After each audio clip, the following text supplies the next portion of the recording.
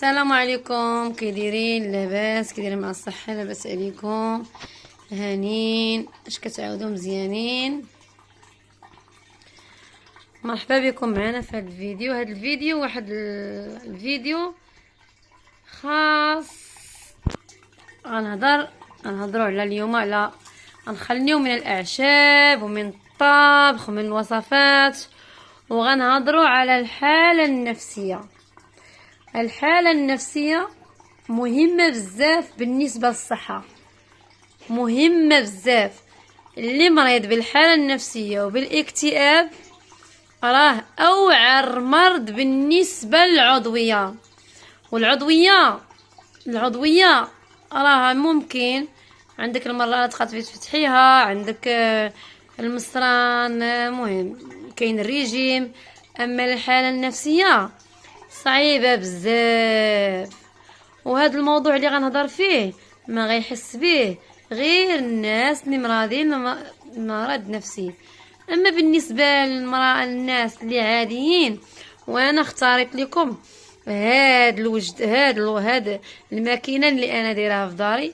هاد الحوتات راه بالنسبه لي انا دوال الحاله النفسيه. مني كنعطيهم ياكلوا، كنهتم بهم، وكنبدل لهم الماء، وكنمشي وكنشري الماكينه وكنتهلا فيهم، كنحس براسي كندير شي حاجه. والحاله النفسيه غنهضر عليها حاله انسانيه بالنسبه هاجر بالخير. علاش نضت وكندير هذا الفيديو؟ علاش غتسولوني علاش هاجر بالضبط نطي وكتهضر على الحاله النفسيه؟ الحاله النفسيه انا كنت مريضه بالاكتئاب، واحد الاكتئاب حاد. ممكن هذا الفيديو ديالي الا سمعوا هاد السيده كتهضر، كنت ساكنه في الغلام في سوق السبت في الدار البيضاء، في طريق السبيت في الدار البيضاء. وانا هي السيده اللي كنت كنسوق بيكالا. كانت عندي 18 عام ودرت واحد لاكسيدو، ومرضت واحد المرضى طويله. درت واحد المرضى اللي انا نستعجبوا في الناس في المرض ديالي. هاد الانسانه منيش باش مريضه، وفي اخير مازال هانتوما معايا وكتغاد بقاو تهضروا معايا، وانتوما غادي تتبعوا معايا الموضوع. واللي غيتبع معايا حتى الاخر غيفهم القصه ديالي. انا سبابي على واحد لاكسيدو، وديك لاكسيدو كانت الحاله النفسيه ديالي مزيانه، او كنت رياضيه وكنت كنلعب كاراتي. وكان واحد الوالد استاذ فرنسي، وكان مصاحب معايا في الشده، في الحاجه، في الزوينه والخايبه. وماشي معايا غير انا، مع خواتاتي ومع خوتي، معنا كاملين. شحال كان عنده 8 الاولاد، 5 البنات و3 الاولاد. ولكني فين كاين المشكل؟ ان غنهضر على راسي، لان انا كنت حاله انسانيه. كان عندي واحد الشخصيه، واحد التفكير، واحد العقليه مختلفه على خواتاتي. كيفاش على خواتاتي؟ كانوا هما كيلبسوا لباس عادي، وكانوا هما ما عندهم عادي، بحال جلسوا في الدار، بحال داروا الرياضه، بحال ما داروش رياضه، بحال اللي مشاو خرجوا، بحال اللي ما خرجوش. عندهم الحال عادي، المشكل كاينش عندهم مشكل. ولكني انا كنت مختلفه على الوالد. كنت في شكل، عندي واحد الطريقه، واحد الشخصيه في شكل. كنبغي ندير الرياضه، وكنبغي نركب على بيكالا، وكنبغي نلبس، وكنبغي نختلف في اللبس، وكنبغي ديما نشوف الجديد. واحد النهار الوالد حيدنا من ديك البلاصه، من ديك المدينه اللي كنا ساكن فيها. فين عيشنا؟ سكننا في واحد البلاصه بالنسبه للوالد راه مزيان عليه. لان علاش؟ الوالد كان شرا واحد الارضيه لان غيتهنى من الكرا. ولكن بالنسبه لي انا، هذيك المدينه اللي كنا ساكن فيها، واخا كنا ساكن فيها في الكرا، كانت انا كندير رياضه، كنمشي نخدم، كنلعب كره. واخا انا بنت، كان عندي واحد الهوايه حركيه، كنت اكتيفيه. يعني المعنى ديالها انني كيعجبني نتحرك، واخا ماشي كنتحرك بالنسبه للكره والرياضه. حتى في الدار الوالده مني كانت كتمشي تقابل جدي الله يرحمه، انا اللي كنت كنهتم ليها بخوتي، لانني كانوا اللي ولاو دابا راهم كبار وما بقاوش كيعقلوا عليا. ولكن ماشي مشكل، الموضوع ديالنا ماشي ما يعقلوش عليا خوتي. الموضوع ديالنا هي فين وصلت هاجر بالخير. هاجر بالخير وصلت لواحد واحد المهمه كديرها دابا اللي كانت كتمناها مني كانت صغيره. ما عليناش، الوالد دانا لديك البلاصه، ولاني بالنسبه للوالد قلت لكم هذيك البلاصه راه عجباتو، كيدير فيها الغنم، كيدير فيها الحرث، كينسج منها حوايج. وديك الارضيه بالنسبه لي هو الهواء والراحه البال اللي كانت الدنيا خاويه، ماشي بحال دابا راه ولات عامره ما تقدريش فين تحطي بلاصتك. ولاني هاجر بالخير ملي حولها للوالد تما هذيك البلاصه كنت كنحس بالفراغ، ما كانش عندي ما ندير. كنبغي نمشي باش نمشي نتحرك ولا نمشي ندور ولا نمشي نبدل شويه الجو، كتكون بعيده عليا وكيكونوا سراقه. ولاني بالنسبه لهاجر بالخير كان خواتاتها كيلبسوا عادي، ولكن انا كنت عندي واحد اللباس في شكل نقدر نمشي غير للبال، ونقدر نشري واحد اللبسه اللي غتكون دايره غير 10 دراهم، غير 300 ريال، غير 400 ريال، ولكني غنجيبها للدار وغادي نلبسها وغنتأنق، غنبان زوينه فيها. وهكا كان طبع هاجر. ولاني ملي سكننا ديك البلاصه ودرت لاكسيدو انا ما عرفتش راسي انت دخلت في داك الاكتئاب. داك الاكتئاب كان عندي حاد. شوفوا الموضوع ديالنا راه ماشي على الحكت ودرتو، راه كانوا بعض المشاهدين سولوني علاش وصلت لهذا الشيء، علاش انا كنطلع الزيوت الطبيعيه والاعشاب والدواء بالاعشاب الطبيعيه بالمواد الطبيعيه. وسمعوا كملوا معايا، راني غاده معاكم وغاده كنهضر من القلب الخالص. داكشي اللي في قلبي فين سالي.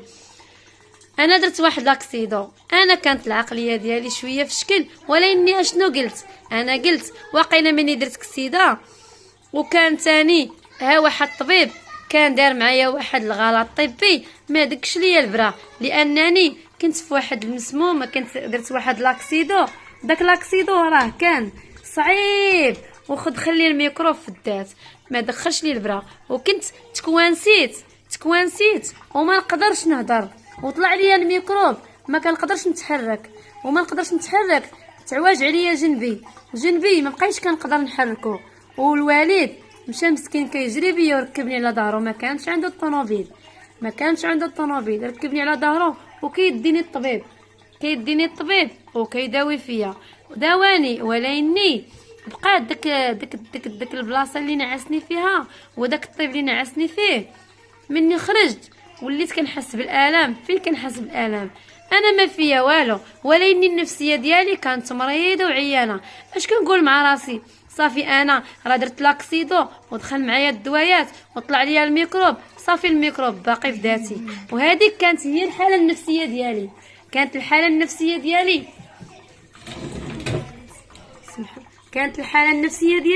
انها غير وسواس شيطانيه ونفسيه، وبقيت على ديك الحاله ما كنتش كنحس براسي. ولكن الوالد مسكين خسر عليا الفلوس بزاف، الا سمع هذا الفيديو ديالي غيعط عارف وعاقل على الذكريات. انا ما كنتش في الحاله، لاني كانت عندي واحد السن صغير ما غنفهمش اش كان كيقول لي راسي. ما غاديش تزوجي، تقطع لك قدمك، غيشوفوا لك العيب في رجلك. هذيك غير حاله وسواسيه ديال الشيطان. ولاني مشات المده، الوالد غنختصر لكم تكرفص معايا بزاف، ما خلى طبيب المعده، ما خلى طبيب المصران، ما خلى شحال من طبيب. وقيل لا سمعني غيقول لي واهلي يا هاجر تكرفست معاك. ولكن الحمد لله ما متيش. كانوا كيقولوا لي الناس وصافي عياتك خليها تموت مالك محن معاها، كيقول لا هذيك بنتي ولا بغى الله، كان هو عنده ايمان قوي بالله. داكشي علاش انا خرجت سبحان الله العظيم بحاله. واخا كنت صغيره ما كنتش فاهمه، كان كيحطني على صدرو كينعسني وكيقول لي ما تخافيش ربي كبير، رغم اني كان كيدير لي خاطري بزاف ويديني معاه في الخدمه ديالو ويركبني معاه في الطوموبيل. وفاش يحط الطوموبيل منه كيخدم خطاف ومنه كيديني مرب نشوف البحر وندور. كان كيدير لي خاطري بزاف. وماشي غير انا، مني كنا صغار كيدينا للسينما ويخرجنا ويلعب معنا باش ما يخلي حتى شي واحد يضحك علينا. ما عليناش، خواتاتي كلهم استافدوا من الوالد. ولكني انا جيت كنهضر معاكم عن الاكتئاب. دوزت نقدر نقول لكم واقيلا شربت كاع الدوايات ديال الفارماسيان ديال المغرب، يقدروا وصلوني حتى لواحد البلاصه مشيت نصفي الكلاوي، ما كانوش عندي الكلاوي. مني شافني الطيب تاع الكلاوي قال لي شكون صيفطك عندي؟ قلت لي راه قالوا لي عندك الكلاوي. قال لي بنتي سير راكي قلبي مصارلك، راه ما عندك لا كلاوي لا والو. اخر انا غنختصر لكم، راه كان واحد العلاج طويل، وكان الوالد كيركبني على ظهره كل ليله، خاصو يعيط على شي واحد يديني، وكل ليله خاصو يركبني ويدور فيا في السبيطارات. مناش الاكتئاب. اشنو كان داير ليا الاكتئاب؟ كيعطيني الحريق في الراس والظهر والمصارن، وكل مره كيعطيني حاله. والماكله ما كانتش كتدخل لي الماكله، كنت تقوت غير بالصوبه. وانا كنت ديما الوهم ديالي انني كنت مريضه عضويه وعندي شي حاجه. والطبيب شحال والد مسكين، الحمد لله كان مسكين كيبيع غير الاراضي، ودوك الفلوس اللي كان كيصور كيقول ما نخليش بنتي تموت. لان كنت بعض المرات الاوهام ديالي وداك المرض ديالي كنقول لهم راه واقيلا با غنموت، راه هاد المرض طول فيا.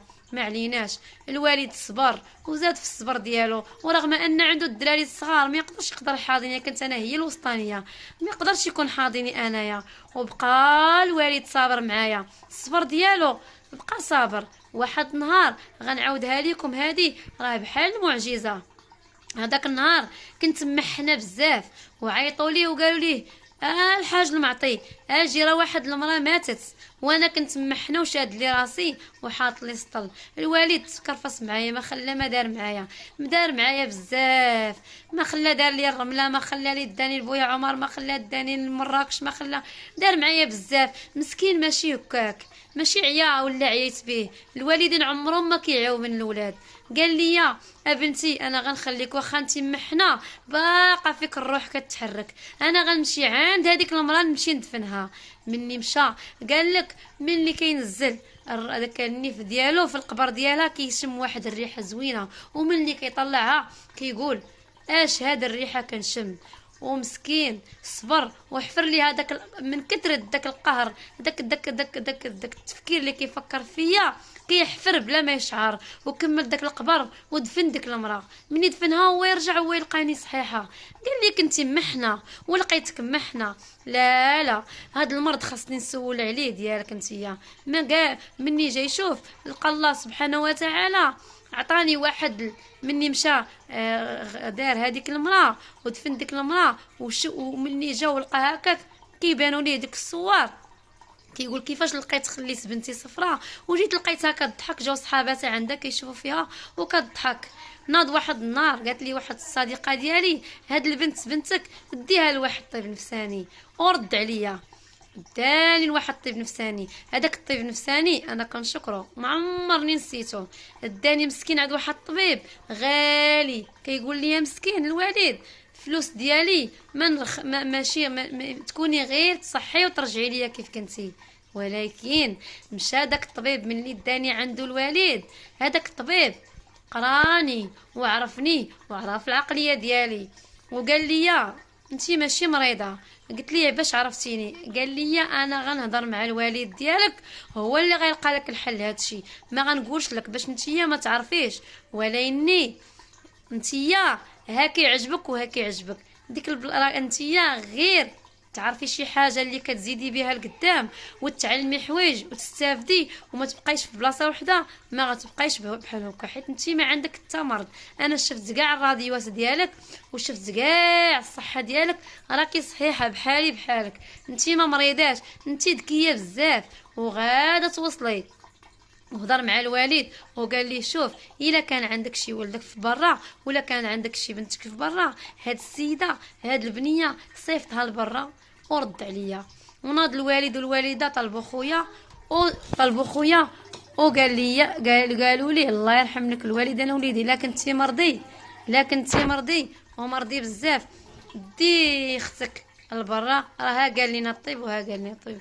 وكان داك الوالد مسكين مسخاش بيا، ولا اني قال لي غير باش تصحي وتكوني مزيانه يلا غادي صايب لك خوك برا. انا كان عندي واحد العقل ما غادغيش انا برا، ما بغيش نتفرق على والديا حيت كنت باقا صغيره، ما غاديش نعرف ان اوروبا مزيانه ليا. انا ما عارفاش اوروبا اشنو فيها كاع.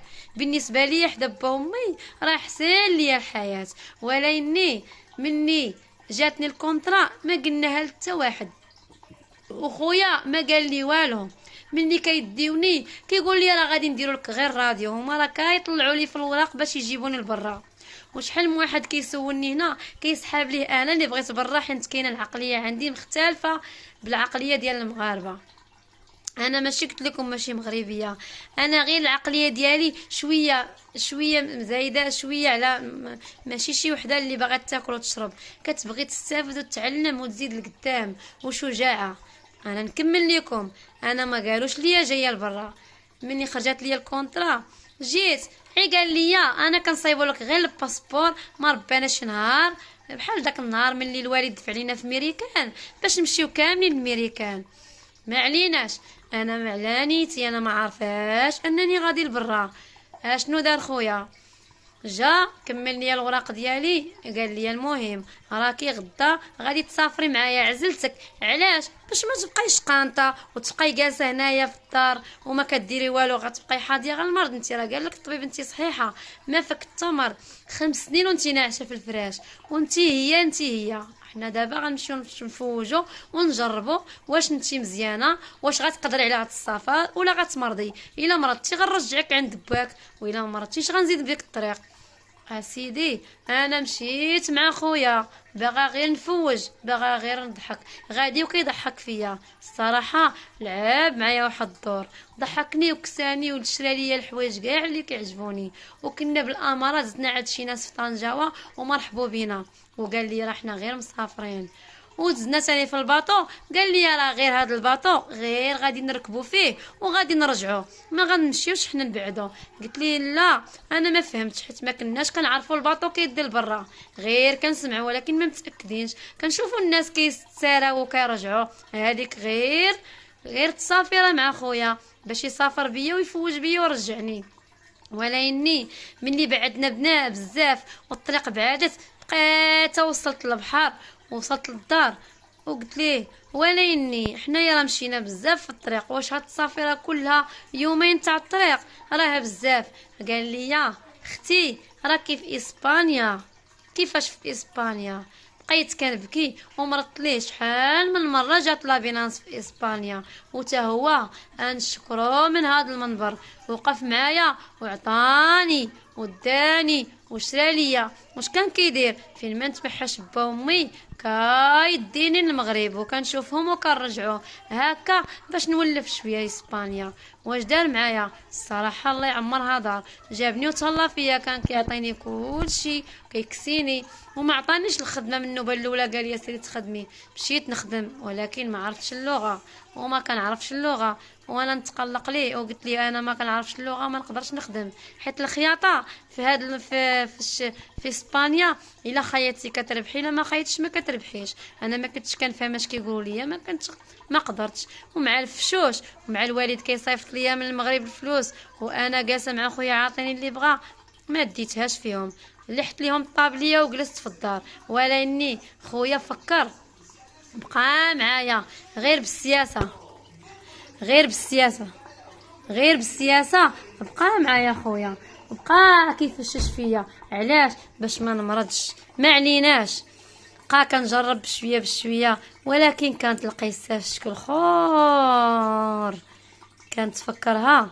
ولاني وقيلا بغيت نقطع معاكم، وقيلا طولت الفيديو هنايا غادي تبدل ليا حياتي شكل اخرى. خويا غادي يتزوج ولا واقيلا غيسافر للبرتغال، وانا غادي يخطني في واحد الدار. غنقول ما بغيش نقول لكم بسلامه بلاتي نحطكم في الدار فين غنسكن. خويا فششني ودارني ونشكرو وقف معايا، ولكني خصو يقلب على حياته. مشى للبرتغال، جاب واحد خويا اخر. هذاك خويا بقي عقلو صغير، ديما كيهرب وكيمشي وكيسكر وكيدير وكيفعل، والدراري والمراهقه راك عارفين. مشى حطني في واحد البويبلو، هداك البويبلو اشنو فيه واحد الدار رخيصه. شحال كدير؟ 30,000 ريال. حطني وقال لي غنخلي لك 4000 ريال، وليني عولي على راسك، انا ما غنخلصش لك الكرا من هنايا. انا حيت خصني نمشي، ما يمكنش نبقى مقابلك. راك نتيا ان شاء الله غادي تولي بخير، غير راكي نتي صحيحه وراكي كتعرفي اش كديري وعاقله. غير هي خاصنا نجربك كيفاش غتعايشي مع العيشه بوحدك. حطني في ديك الدار وعطاني 4000 ريال وقال لي هاد 4000 ريال خاصك تشوفي كيفاش غديري لها. ولكني انا بقيت كنفكر وحطني في واحد الموقف. كان جاب معايا واحد البنت لهاديك الدار، ولكن ديك البنت هي بغات تقلب على راسها حيت هي ما كانش عندها الوراق وانا كانوا عندي الوراق. قال لي خصك تنوضي تخدمي على الوراق ديالك، حيت الوراق ديالك الا ما خدمتيش راه غيمشيو لك وما نقدرش انا نبقى هازك ديما.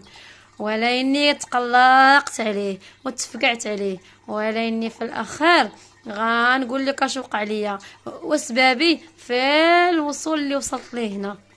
معليناش سالات لي هذيك 4000، بقات عندي واحد 10 ريال اسبانيونيه. وكنقول شنو غندير دابا؟ ما عرفتش شنو غندير.